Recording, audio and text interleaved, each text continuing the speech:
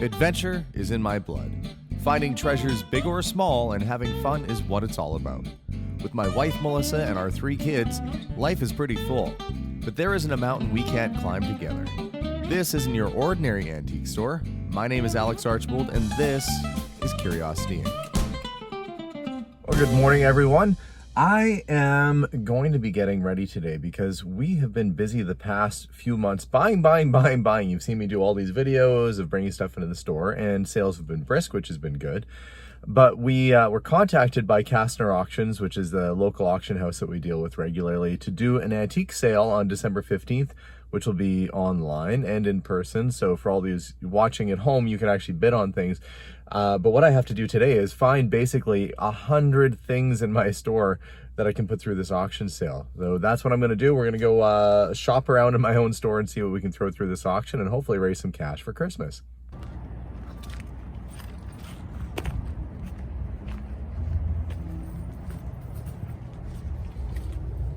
What I have to do now is sort of wander around my store and figure out which 100 things I can live without for the Christmas season at my own store and what will possibly bring a good dollar at auction. There are some things that are selling better than others, and I've got to make some tough choices on what to take down there. I do have this box of old tobacco related paraphernalia. Now, I don't typically, I try and sell the rare tins and that, so I've got all this stuff kind of sitting back here. I think what I'm gonna do is use this old wooden case I had, display case, and build kind of like a diorama or display a collection of old tobacco related items and put that through. It'll get rid of the case that I have, which got a crack in it last year, and it'll also get rid of all these antique smoking related items. So 2 things go at one time. That'll be good for me and good for whoever buys it. There, now I've kind of got it all displayed in there. This will go up to the auction as one lot. People want to collect old tobacco tins or paraphernalia. Cleans up that box that I had over here, and somebody will get a nice collection all in one go. I've been at this for about an hour now, from cowboy statues to ornate style little carriage lamps, swords, an 1800s military rifle, Millennium Falcon. There's all sorts of things that I put together, but I'm only halfway there. All this stuff I've got on the counter only adds up to about 50 items so far. I still have another 50 to go. So I'm gonna keep searching and seeing what I have around the shop that I can live without, and I'll try and get to that lot count that I promised the auction house. Well, I've managed to find my 100 things to take in for today. I will have to take a couple other lots in the next few days or so before this is enough to get them an auction catalog up and running. So they'll have an idea of what's going through. But now I've got to go to the auction itself and get all this stuff sorted, organized, and put away so they know whose stuff it was, aka my stuff, and get it up for sale. Why have a truck when you can fit 100 antiques in the trunk of a Cadillac?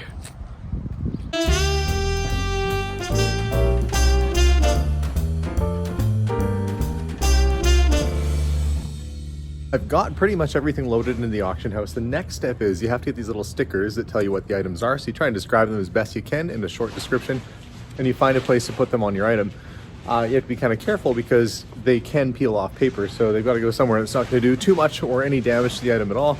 But once this is all stickered up, then the auction house will take pictures of it and put it up, and it'll be available for bidding generally a day or two before the auction happens. In this case that'll be December 15th.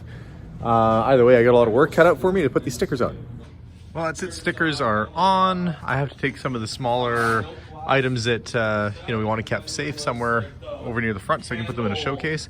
I have one item here that I forgot to put in. That's that large carriage antique typewriter, which I'll bring in tomorrow with the sticker on it. But otherwise, it's a pretty good assortment of stuff so far. Well, that's it for now. I have to do, it's always good to do inventory on your items. I found one that didn't have a sticker, so if I would have left that behind, would have gone unaccounted for. I'm gonna go back to the shop, find some more items to bring in tomorrow, and we'll keep doing this up until the 15th, until that auction is basically completely full between myself and the other vendors. But yeah, should be a pretty good sale. 15th, middle of December. Even if you order online, it'll still probably get to you in time. So good timing for an auction.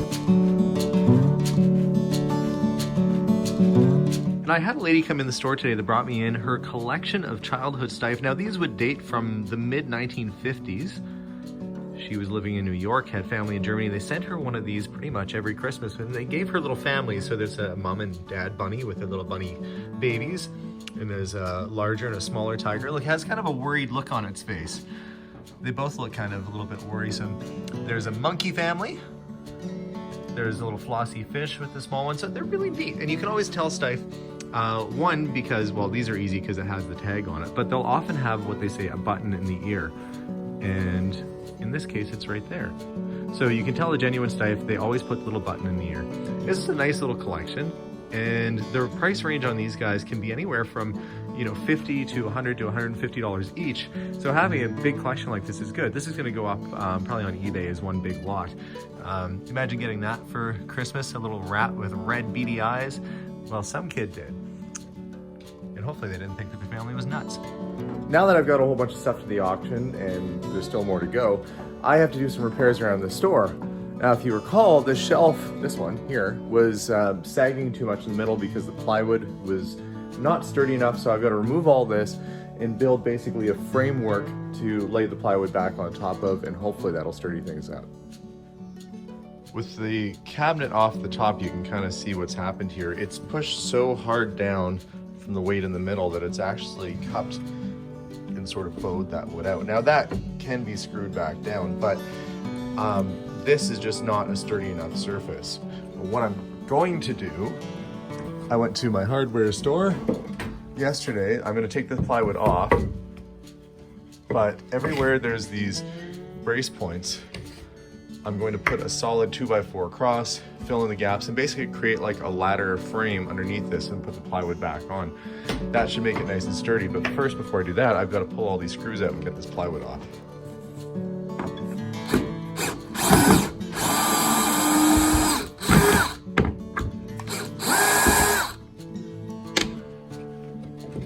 That off goes the plywood. Get back down to my original surface here and then start building up. I'm positioning these 2x4s right over top, so that what it's going to do is basically put the pressure on the sturdy outer edges, whereas before you can see there's nothing. It was hollow under here. That's why it was bowing. So it shouldn't do that any longer. All right, first brackets are down and I've hammered them in with a good nail in each spot. There's going to be a lot of weight holding it down, so I'm not worried about them separating. Didn't want to use screws in this case. So those are in there, not coming out anytime soon. And now I've got to fill in sort of the blanks along the way here to make it nice and sturdy. Basically just fill the gaps in, and then I'll be just about ready to put the plywood back on. Almost have the framework done. Now just to fill in the other side and put the plywood on top, and this thing should be sturdy as heck. Just about got the rest of this all pinned down. Just laying screws all around the outer perimeter, and then this thing should be good and solid.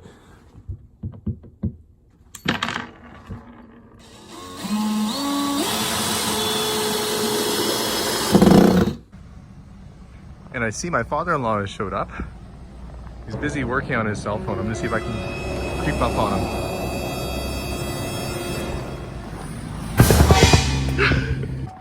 Good morning, Dave. Good morning. Shake the chunk coat. I gave you a little bit of a startle this morning. Oh God, yes. Hey, thanks for coming by to help out, by the way. Hey, no worries. Okay, you ready, Dave? Sure. Okay, if you take that side, but the ladder might have to go out of the way. Yeah. Now remember, these shelves here, they don't... You can lift from the bracket, but not from the shelf. If that makes sense. Or unless you want to tilt it. Yeah. All the way up. Ready? Yeah. You get your, I got it steady.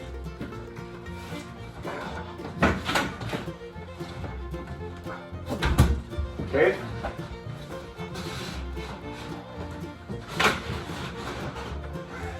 Now it's gotta go your way. There we go, we're clear here now. Clear. Yeah. I'm going to push it all the way to the back this time. Right back against the wall, or Yeah. just flush with the shelf? Well, right against the wall, so I gain some counter space. Yeah. Yeah, it's only overhanging by an inch or so. Now, did you wanna come all the way this way, or? That actually looks not bad right there. question is, see how it's kind of sitting up higher than, I guess once I,